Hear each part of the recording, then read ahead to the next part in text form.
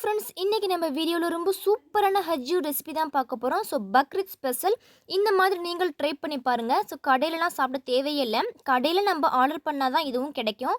So வீட்டிலே இந்த மாதிரி ஒரு கிறிஸ்பியான ஸ்நாக்ஸ் இருக்குது. ஸோ கண்டிப்பாக ஸ்டெப் பை ஸ்டெப்பாக பார்த்து நீங்கள் ட்ரை பண்ணுங்கள். வாங்க வீடியோக்குள்ளே போகலாம். இடியப்ப மாவு நல்லா அரைச்சிட்டு அதுக்கப்புறம் ஃபில்ட்ரு பண்ணி வச்சுருக்கோம். ஸோ அது கூட 3 டீஸ்பூன் நெய் சேர்த்துக்கலாம். நெய் சேர்த்துட்டு ஃபுல்லாக நல்லா மிக்ஸ் பண்ணிக்கோங்க. அங்கே இங்கே குட்டி குட்டியாக ஒயிட் கலரில் ஸ்டோன் மாதிரி இருக்கும். ஸோ அது மாவு தான்.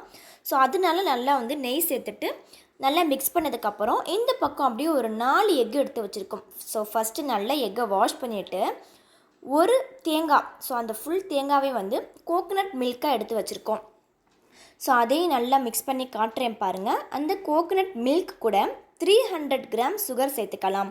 சேர்த்துட்டு இந்த பக்கம் நம்ம எக்கு எடுத்து வச்சுருந்தோம் இல்லையா, ஸோ எக்கை இது கூட சேர்த்துக்கலாம். 4 எக்கு வச்சுருந்தோம், அதையும் இது கூட சேர்த்துக்குவோம். சேர்த்தாச்சு. சேர்த்துட்டு இதை நல்லா ஃபுல்லாக பீட் பண்ணிக்கலாம். ஸோ ஃபுல்லாக நல்லா மிக்ஸ் பண்ணிக்கிட்டே இருங்க. கொஞ்சமாக கலர் சேஞ்ச் ஆகணும். ஏன்னா கோகோனட் மில்க் சேர்த்துருக்கோம், அது கூடவே சுகரும் சேர்த்துருக்கோம்.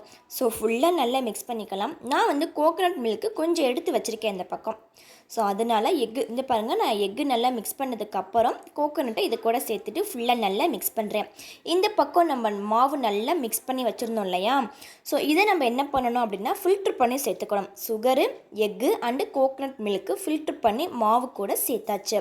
ஸோ சேர்த்துட்டு கொஞ்சம் கொஞ்சமாக சேர்க்கும் போது சேர்த்துட்டு ஃபுல்லாக நல்லா மிக்ஸ் பண்ணிக்குவோம். ஏன்னா மாவு தண்ணியாக ஆயிடுச்சுன்னா பிரிஞ்சுக்கிறோம் இல்லையா, ஸோ நம்ம ஷேப் கட் பண்ண முடியாது. ஸோ நம்ம ப்ரெஸ் பண்ணி காட்டுறேன் பாருங்கள், இந்த மாதிரி இருக்கணும். ஸோ இது நல்லா கட் பண்ணும் போது உங்களுக்கு என்ன ஷேப் வேணும் அப்படின்னு சொல்லிட்டு நீங்கள் கட் பண்ணிக்கோங்க. நான் சைடாக டைமண்ட் ஷேப்பில் கட் பண்ணிகிட்ருக்கேன்.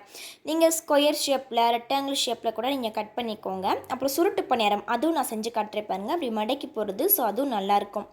ஸோ நீங்கள் என்ன பண்ணுறீங்க அப்படின்னா மாவு தேய்க்கும் போது ரொம்ப லேசாக சாஃப்டாக இருக்குது. ஆனால் சாஃப்டாக இருக்கணும் மாவு, ரொம்ப லேஸாக இருக்கக்கூடாது. ஸோ கொஞ்சம் திக்காக இருந்தால் தான் நல்லாயிருக்கும். ஸோ அதனால் மாவு திக்காக வச்சுக்கோங்க. ஸோ நான் போட்டு காட்டுறேன் பாருங்கள். ஸோ இந்த மாதிரி ஷேப்பில் தான் நாங்கள் செஞ்சுருந்தோம்.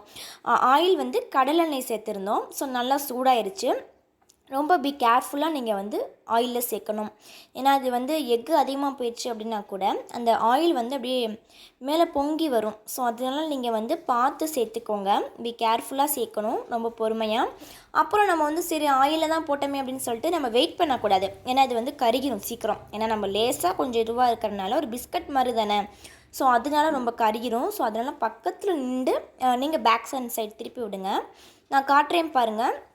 அப்படியே இந்த மாதிரி நான் சுருட்டும் ரெடி பண்ணியாச்சு. அந்த சுருட்டு பணியாரம் சொல்லுவாங்க இல்லையா, ஸோ இதுவும் ரொம்ப நல்லாயிருக்கும். அதுவும் ரெடி பண்ணியிருக்கோம். ஸோ கண்டிப்பாக நீங்கள் ட்ரை பண்ணி பாருங்கள் வீட்டில். நானும் ஸ்டெப் பை ஸ்டெப்பாக உங்களுக்கு காமிச்சிருக்கேன். நீங்களும் பார்த்துருப்பேன்னு நினைக்கிறேன். அல்ஹம்துலில்லாஹ் ரொம்ப நல்லா வந்திருந்தது. ஸோ கண்டிப்பாக நீங்கள் ட்ரை பண்ணி பார்த்துட்டு எப்படி இருந்துச்சு அப்படின்னு சொல்லிட்டு மறந்துடாமல் கமெண்ட் பண்ணுங்கள். நம்ம சேனலை ஃபஸ்ட் டைம் பார்க்குறீங்க அப்படின்னா லைக் அண்ட் சப்ஸ்கிரைப் பண்ணிக்கோங்க. ஸோ பக்ரீத் ஸ்பெஷலுக்கு ரெடி பண்ணியாச்சு. தேங்க்ஸ் ஃபார் வாட்சிங்.